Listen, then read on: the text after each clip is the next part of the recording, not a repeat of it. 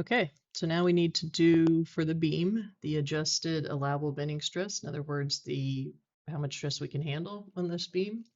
So we've already done the demand side. This I'm going to go through fairly quickly because we've seen it before. So capital F sub B is the allowable we look up at the table, and then we've got to multiply by all the factors that are adjustments. And so we went through this last time. Most of these are the same. So let me get these written down here.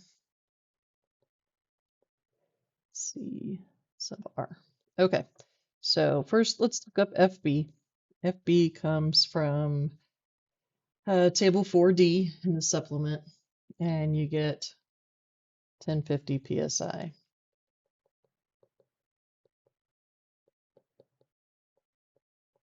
Okay, so that's the non-adjusted version. So we're now going to do all of our coefficients. CD is duration. That's the same as last time.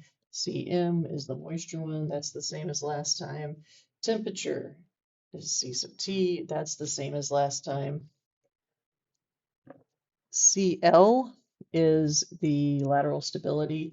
So in this case, excuse me, in this case, our lateral stability is a little bit different. So instead of being supported all along the top by the floor, we're actually supported laterally by the joists. So laterally supported at 16 inches OC from the joists. To do this, then we go to the NDS, section 4.4.1, and for this particular case, it asks you to calculate the height to width ratio, D over B.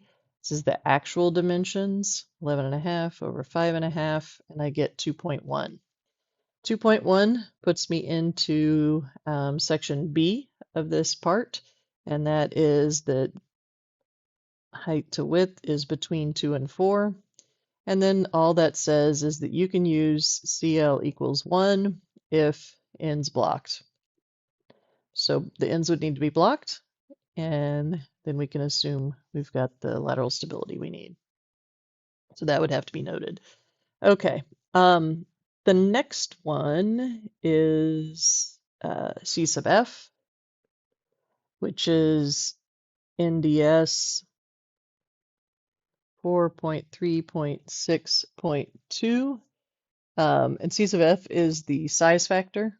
Oops, did something weird there. Oh, I just missed the 6. Okay. This is the size factor one. And in this case, it basically says up to 12 inches, we're good. If it was above 12 inches, there is a size factor equation that needs to happen. Okay. And so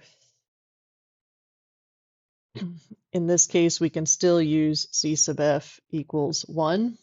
But keep in mind that if we have something above that, so bending member 5 inches or thicker exceeds 12 inches, the reference design values are modified.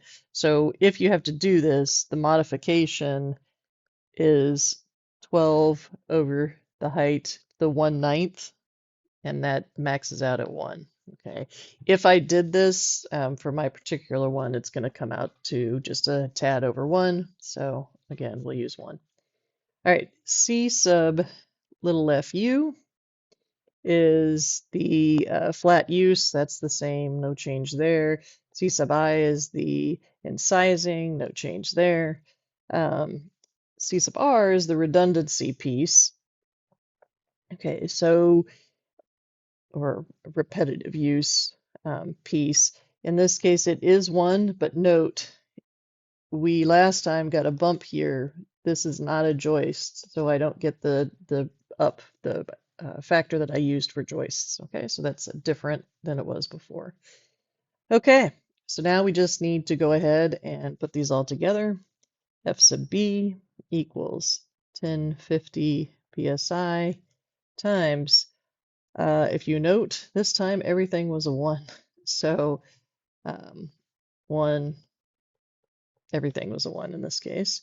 And so it's actually not adjusted at all. And it's 1050. So little f sub b is less than the adjusted big F sub b, which was 973, is less than 1050 psi.